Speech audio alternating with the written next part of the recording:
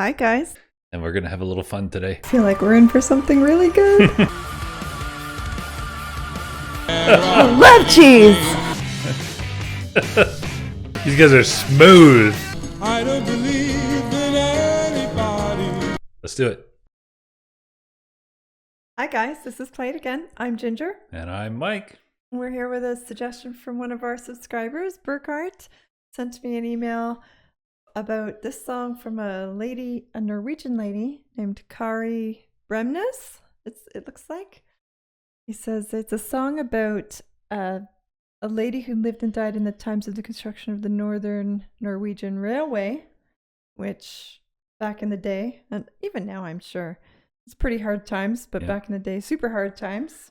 Yeah, I mean, it's interesting because there's a lot of Canadian mythology around building the railways across this huge and lightly populated country.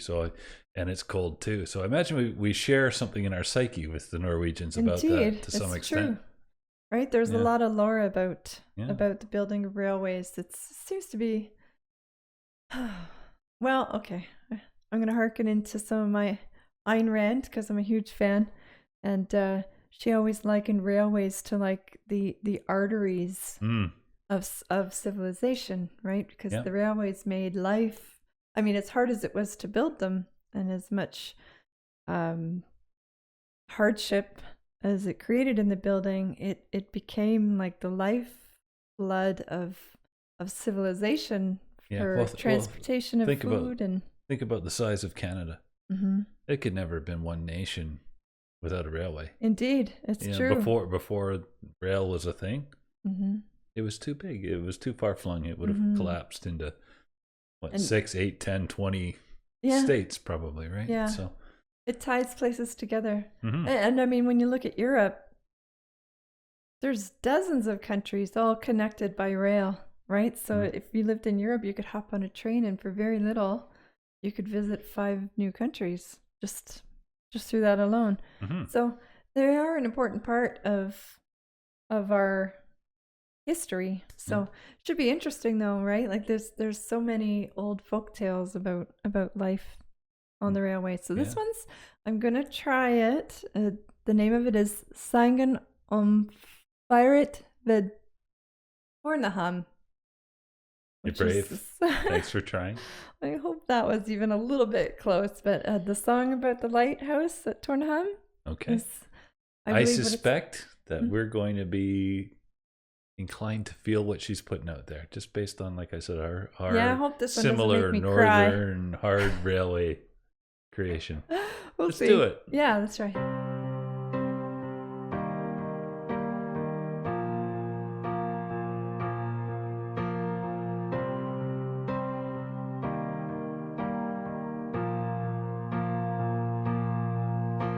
De satte det opp samme år jeg kom. Fyret ved Tornehamn. Båten behøvde lys, så det ikke gikk feil. Malmen skulle frem over tometrisk, 7 mil sjø. Der vika var djup og farlig for åra selv. Det var norskan som bygde de båten, 8-ring og 5-børing mest. På vinteren gikk malmen på isen med slede og hest. Med slede og hest. Love that.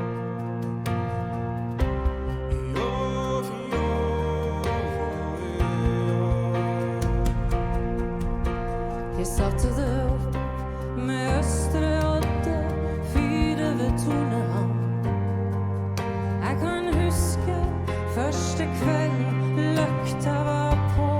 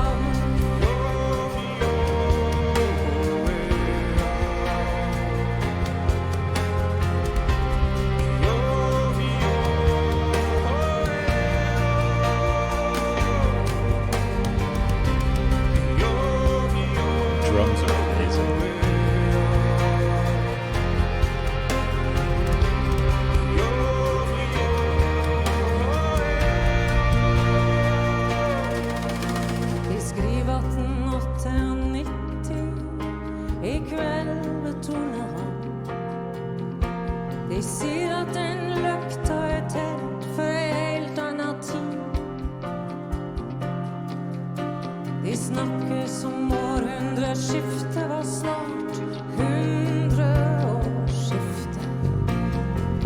Men jeg syns det ligger langt inn i fremtida mi.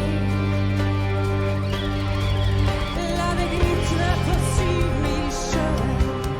Det er ikke her jeg skal finne mi havn. Jeg er 20 og klar for et storhav.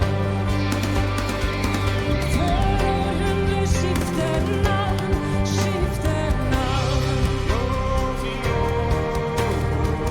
Love the build up in there.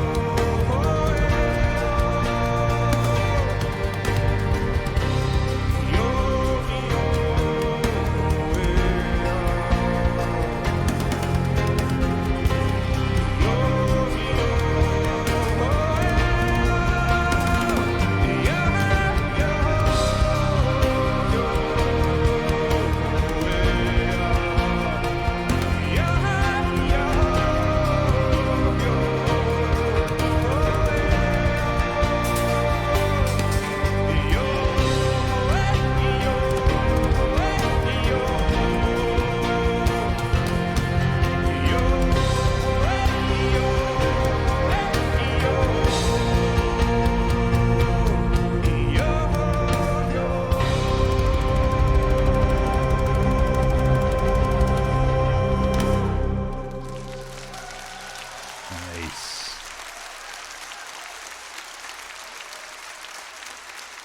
It's hard to say which part I liked more, her part or his part.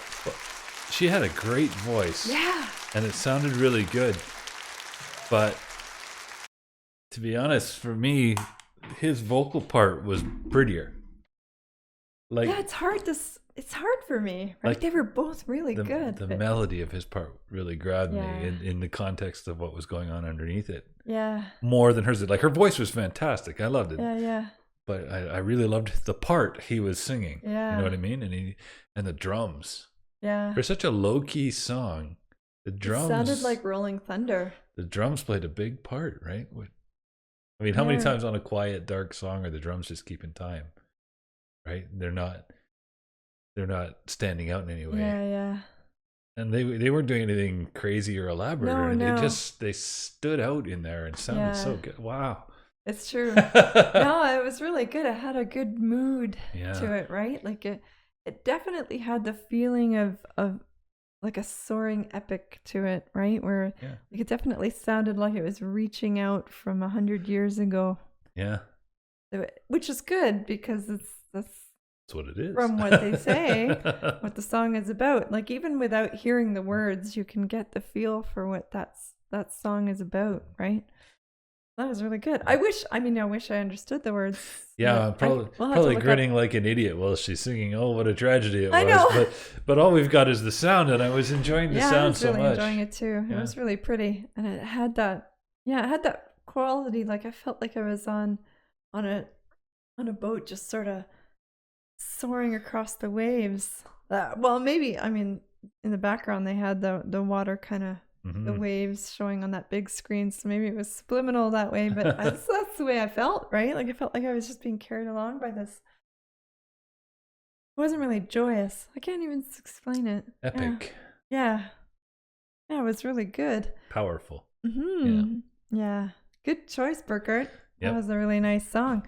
I'll definitely look up what the English lyrics are, so that I can understand what the song is about, because it does sound like it was actually fairly tragic. So yeah, sorry for us grinning, guys. That's just how we are. Anyway, good suggestion, Burkhardt. Hopefully you all enjoyed that enough. You're going to want to play it again. Don't forget to hit like, subscribe to the channel, turn on your notifications. You can find us on Twitter. We are at PlayItAgainMG. And thanks for coming out, guys.